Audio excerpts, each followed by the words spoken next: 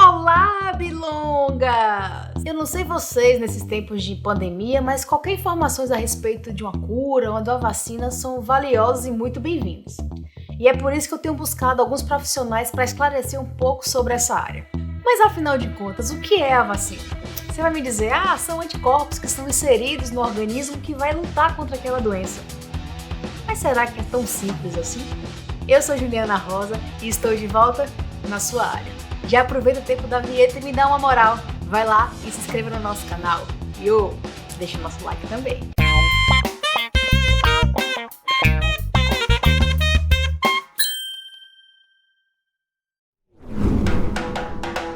O nosso papo de hoje é com Gabriel Passos. Ele é biomédico e vai esclarecer um pouco sobre o processo de criação de uma vacina.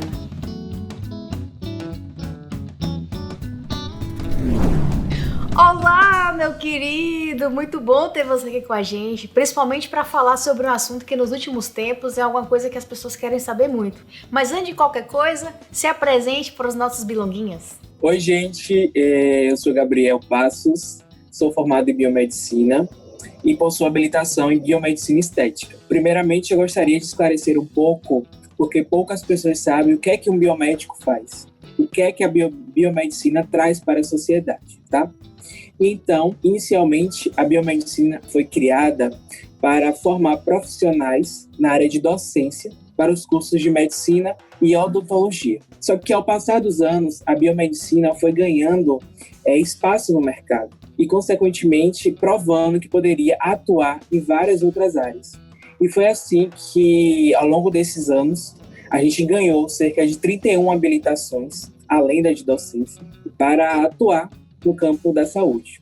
Então, nós temos habilitações como análises clínicas, que é o nosso carro-chefe hoje em dia, mas também temos como estética, que é o que eu atuo, bioimagem, bioinformática e também a área de pesquisa, que é isso que nós vamos falar hoje aqui, né? Vamos falar um pouco sobre as vacinas e também nós podemos atuar na área de pesquisa. Mas a pergunta que não quer calar, o que é a vacina? Então, vamos lá. As vacinas são produtos biológicos que protegem as pessoas de doenças. Elas são constituídas de agentes patógenos, que podem ser vírus, bactérias que causam doenças, que vão estar previamente atenuados, ou seja, vão estar de forma fraca, mortos ou fragmentos desses patógenos. A principal função das vacinas é trazer para o nosso organismo uma espécie de prevenção contra essas doenças, tá bom? Então, nós precisamos entender a questão de imunidade ativa para que a gente possa entender sobre as vacinas. Mas explica melhor pra gente, qual a diferença da imunidade ativa para a imunidade passiva? Se puder dar um exemplo também já ajuda. Então, a imunidade ativa é quando o nosso próprio organismo ele acaba produzindo anticorpos para combater esses patógenos. Podemos ter como exemplo quando nós tomamos a vacina para a gripe, H1N1. Ou seja, são aplicados fragmentos do vírus H1N1 para que nosso corpo possa produzir anticorpos para combater esse patógeno. Já a imunidade passiva ela funciona como uma espécie de cura para essa doença. O exemplo mais comum que nós temos é o soro antiofídico.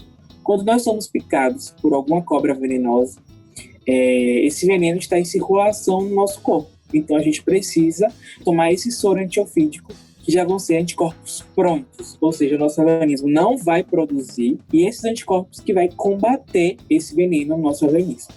Essa história do soro antiofídico me lembrou aquela questão que injeta o veneno no cavalo, deixa por um tempo, aí depois desse tempo se colhe o sangue do cavalo para produzir o soro. Mas do momento que tira do cavalo até virar um soro, qual é o processo? Pronto.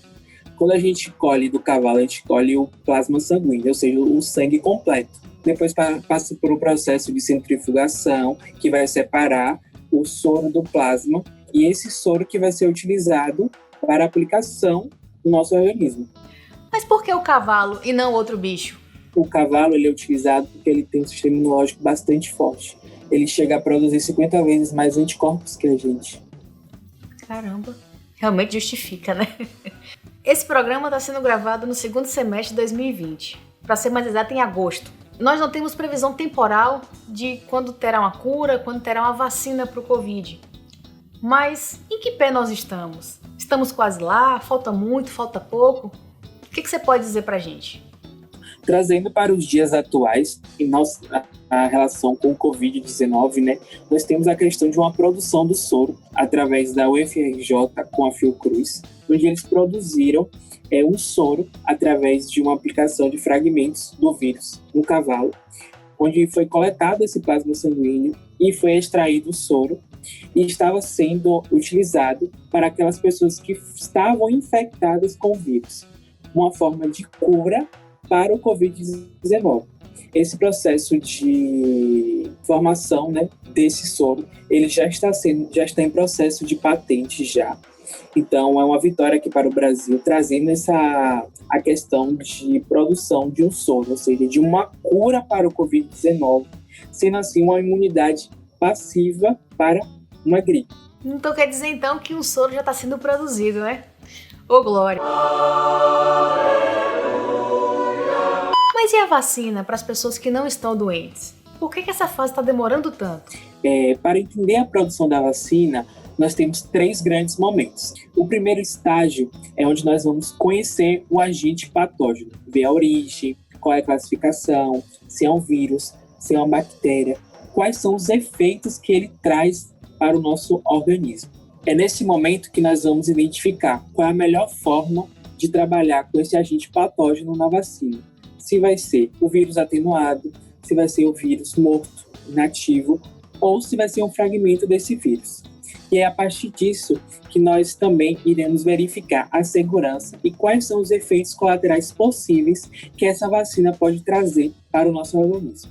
No estágio 2 é quando a gente inicia os ensaios clínicos. Esses ensaios clínicos podem ser in vitro, ou seja, em laboratório, sem usar animais ou humanos, ou vai ser também estudado a questão de in vivo, que inicialmente eles são feitos em camundongos, que são os famosos ratos de laboratório. É nesse estágio que nós iremos verificar a imunogenicidade dessa vacina, ou seja, se ela está trazendo uma resposta positiva do nosso organismo contra esse agente patógeno. Depois do estágio 1 e do estágio 2, nós entramos no estágio 3, tá bom? Esse estágio 3, ele pode ser dividido em 3 etapas. A primeira etapa, nós vamos aplicar essa vacina que está em teste em um grupo pequeno de pessoas saudáveis. E vamos verificar, analisar qual é a resposta que o nosso organismo está dando contra esse agente patógeno. Na etapa 2, nós vamos aplicar essa vacina em um grupo pequeno de pessoas saudáveis e pessoas de risco, ou seja, essas pessoas que têm a maior probabilidade de adquirir essa doença através desse agente patógeno. E nós vamos comparar esses 2 grupos. Como é que essa vacina está reagindo no corpo? Como é que o nosso organismo está produzindo anticorpos contra esse agente patógeno, tá bem?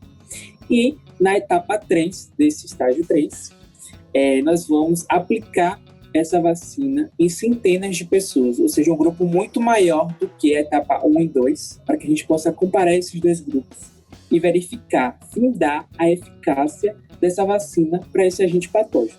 E depois de aprovado essa eficácia, que ela é produzida em larga escala para a distribuição da população mundial. É realmente um caminho muito longo. Mas a pergunta sempre que a gente quer fazer, em que situação nós estamos em relação à vacina do Covid-19? Em escala mundial, já existem estudos de cerca de 165 vacinas para combater o Covid-19. Dessas 165, 6 estão no estágio 3, que é aquele processo de fase de teste em humanos. Aqui no Brasil, nós temos a presença, né, da vacina de Oxford, já está realizando teste em humanos aqui no Brasil. E essa vacina de Oxford, que o governo brasileiro está apostando para que tenha respostas positivas, né, contra esse agente causador. Existem algumas vacinas, tá, que já estão sendo disponibilizadas, só que ainda não existe comprovações científicas e que passou pelo processo de estágio 3 de produção da vacina, tá bom? E é importante a gente prestar atenção, ver fontes seguras para que a gente não tenha problemas posteriormente, tá? A gente precisa entender todo o processo de como a vacina ela é feita para que não cause efeitos colaterais para o nosso organismo. No Brasil, mesmo sem incentivo à pesquisa, nossos cientistas conseguem tirar leite de pedra. Nosso salve para vocês, porque vocês são e caramba, sem palavras para dizer para vocês, isso é verdade. Então, Gabi, para valorizar os nossos pesquisadores brasileiros, você teria alguma curiosidade sobre as nossas pesquisas nacionais?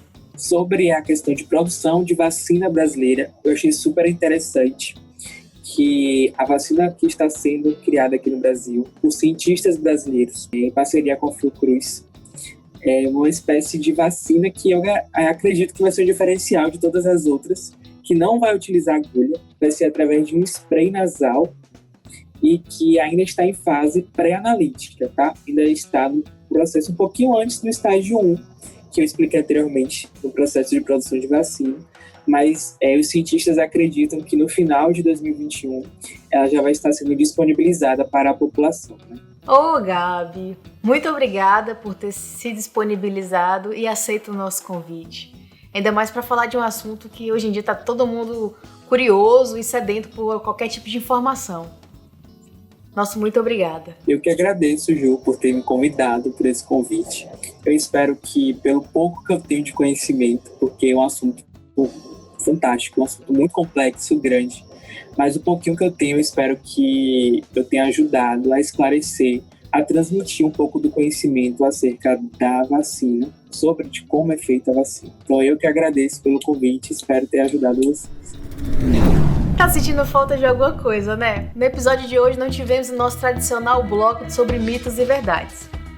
Mas se você é cientista ou pesquisador, pesquisadora e tem alguma contribuição sobre esse tema, entre em contato conosco. A sua contribuição é de extrema importância para nós, sociedade. Quem sabe você não é o nosso próximo convidado ou convidada aqui na sua área. No mais já sabem, né? Clique aqui, na Juju e se inscreva no nosso canal. Deixa o nosso like também. Até mais!